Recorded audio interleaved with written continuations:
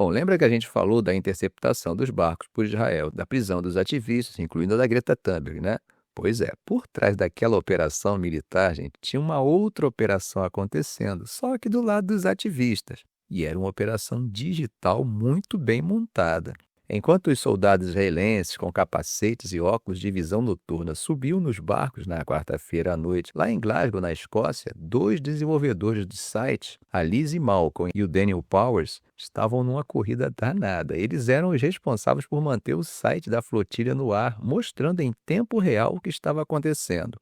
Eles tinham câmeras ao vivo nos barcos e as imagens, mesmo com aquela qualidade meio ruim, mostravam as abordagens. Eles iam atualizando o status de cada barco um por um, navegando, interceptado. Agora, o resultado, gente, é uma explosão de acessos, né? O site teve 2,5 milhões de visitas na quarta-feira e 3,5 milhões de visitas na quinta. A Lizzie, que é a co-diretora da empresa Rectangle, que fez o site, disse que ela nunca tinha visto números assim, pelo menos em um site em que ela tenha feito, né?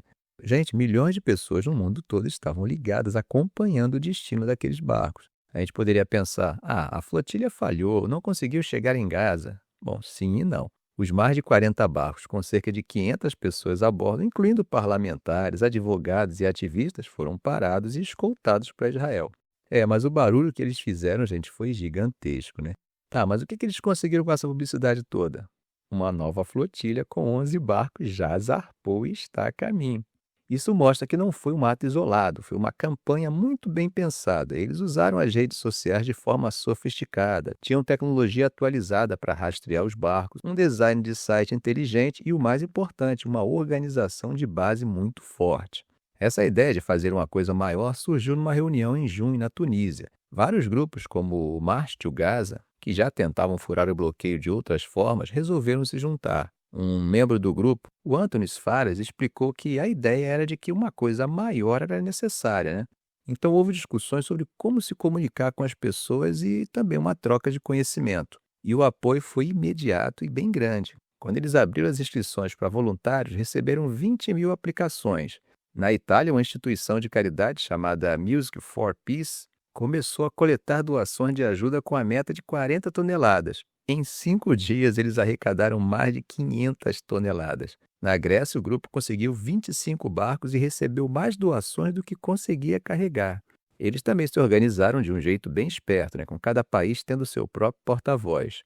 E a conexão com os movimentos sociais locais foi bem forte. Na Itália, por exemplo, os sindicatos apoiaram a flotilha. Agora, qual foi o resultado? Bom, horas depois da interceptação por Israel, os sindicatos já tinham convocado uma greve geral para o dia 3 de outubro e o povo já estava na rua protestando. A moral da história aqui é a seguinte: Israel pode ter parado os barcos, né? Mas não conseguiu parar o movimento. Pelo contrário, a ação israelense, transmitida ao vivo para milhões, acabou dando mais combustível e mais visibilidade para a causa dos ativistas. Eles transformaram uma derrota tática no mar numa vitória de propaganda gigantesca.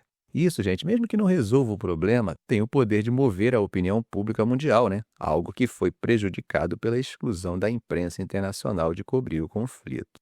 Bom, ainda em relação a Gaza, gente, a notícia que está movimentando a diplomacia é que Trump pediu a Israel para parar os bombardeios em Gaza. Isso porque o Hamas teria concordado em libertar reféns e aceitado partes importantes do tal plano de paz americano.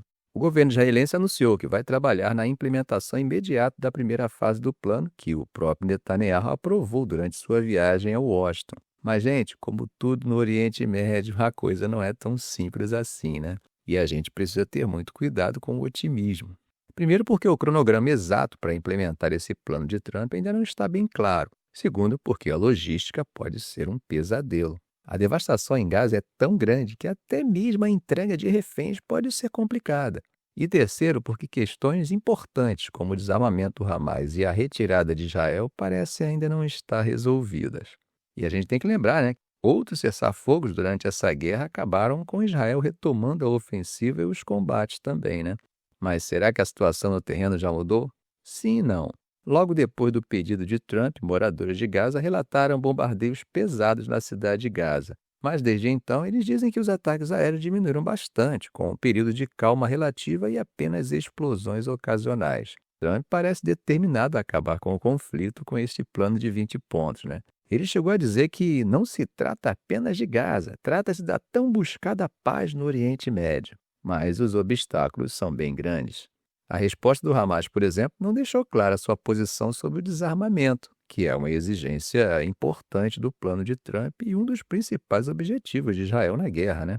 E do lado israelense, a gente tem um paradoxo. Netanyahu aprovou o plano, mesmo que ele ofereça um caminho, ainda que condicional, para o futuro Estado palestino. E isso, como vocês já estão cansados de saber, o próprio Netanyahu já disse publicamente que não permitiria acontecer, né? Então, qual pode ser o cálculo dele? Bom, talvez ele esteja tentando se manter do lado certo de Trump e dos Estados Unidos, que são seus aliados vitais, né? Ao mesmo tempo em que cede o mínimo possível para não irritar seus parceiros de coalizão, os nacionalistas religiosos ortodoxos, que são totalmente contra qualquer acordo com os palestinos e sempre pressionaram para continuar a guerra.